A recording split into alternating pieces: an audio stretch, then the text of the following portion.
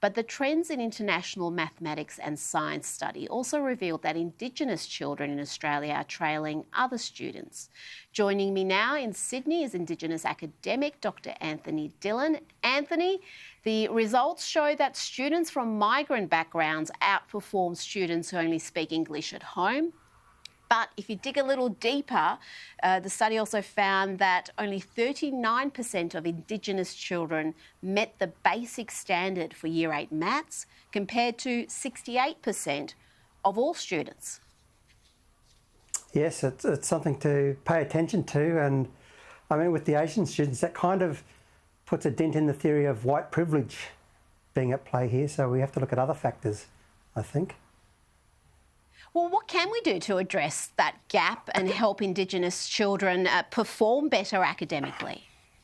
Well, I think the first thing is we need to not look at Aboriginal children or people as a whole, but look at, where are those Indigenous children who are doing well and where are those Indigenous children who are not doing well, and not just all lump them together in one basket. And I think you'll find, it's no surprise that the Indigenous kids in the cities are generally doing better than the Indigenous kids in the rural and remote areas. So that would be a start. It's not just lumping Aboriginal people together as one unit.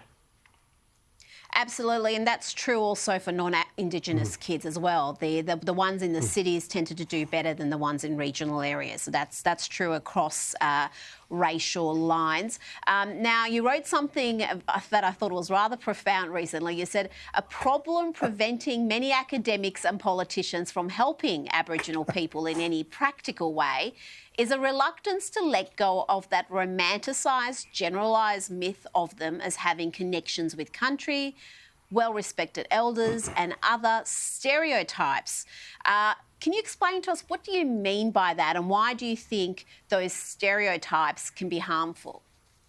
Yeah, look, because I think for the majority of Indigenous kids, even those that are living in remote communities, you'll find that first of all, they have the same basic needs as other non-Indigenous kids. And if you treat them in a similar manner, they'll rise to the occasion, they'll do well. Now, certainly, if English is a problem, well, then you need to focus additional attention there. But for most Indigenous kids, like the Indigenous adults, they function quite normally and quite well in mainstream society. But far too often, academics, politicians want to, hide behind the cultural curtain and make out that this is a cultural problem. And of course, you ask what's the problem with that? Well, it leads to this notion that only Indigenous people should be helping Indigenous people, which is just complete BS and very damaging to Aboriginal people. It keeps them separate, and it makes them think that they're a separate species, when in actual fact, we should be celebrating oneness and connectedness. Well, on oneness, again this week we've had the whole Australia Day debate, changing the date, not celebrating it. We've had Ballarat and Whittlesea councils here in Victoria cancel their Australia Day celebration, saying they're offensive and painful to members of the Indigenous community. What's your response to that? Do you think that's a positive step in engendering unity? No, these things, although a few loud voices might say that these things are upsetting and they're offensive and they're hurting and even racist towards Aboriginal people, that's not the case. I think you find the average Aboriginal person out there, or certainly when I've travelled to remote communities, I raise these topics and, they don't care about these things. That's the last thing on their mind.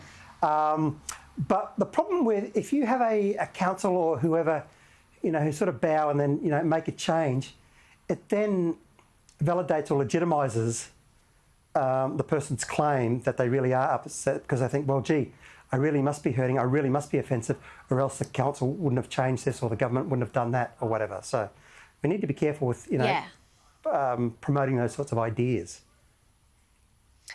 And I guess it's just this flow-on effect. You see one council doing it and the next council is like, well, we've got to do it, otherwise we are being white colonisers and promoting division.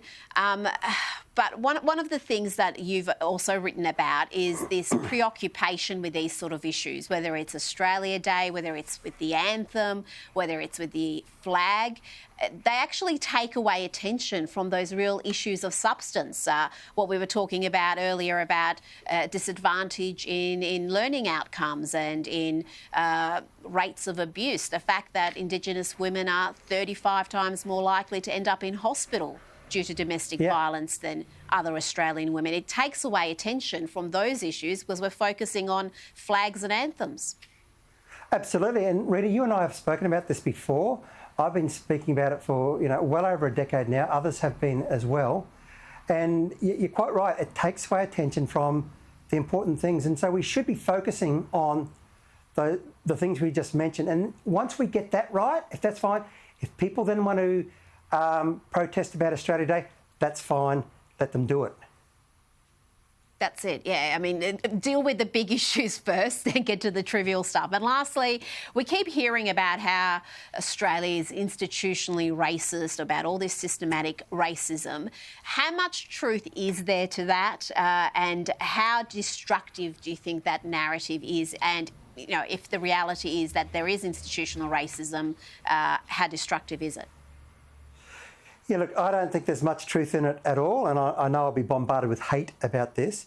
But, to my haters, please provide me some evidence. And look, giving an instance or an example of racism does not validate the claim that there is institutional racism. It would be like me if I said Aboriginal people are a very, very wealthy lot of people. And I have a good income, so that must prove that we're a wealthy lot. And I know someone else, the Dodsons and, all the others, we're on good income, so that proves we're a wealthy... No, that's cherry picking. That does not prove we're a wealthy lot. Just like an instance of racism does not prove systemic racism. That's it. It's like words don't have meanings anymore. The words like institutional or systematic racism, when, like you said, it's often an anecdotal incident that you can't explain in that manner. Thank you so much for your time, Dr. Dillon. Thank you, Rita.